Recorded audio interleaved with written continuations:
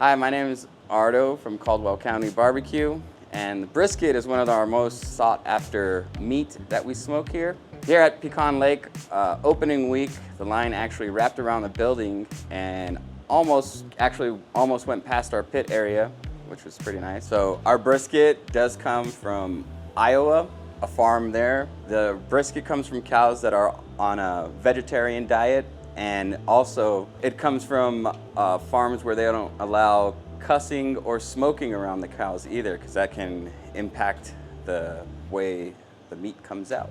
So you'll notice this on signs throughout the restaurant. So the first step to preparing our brisket is trimming. And what that is, so we trim off any excess fat to get a nice 1/4 inch straight across the brisket.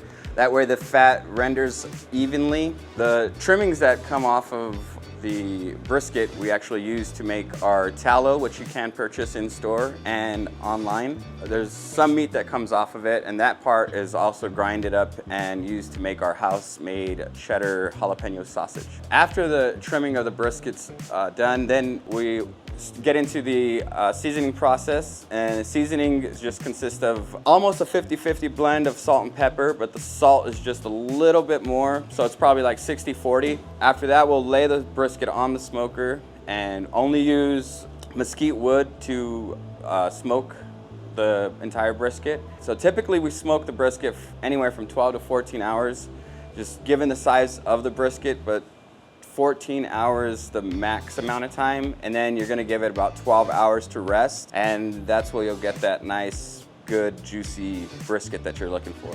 So actually now we're gonna check on the brisket and see how it's doing. And it looks to be okay. So don't want to keep the door open too long, because that'll cut the cooking time down.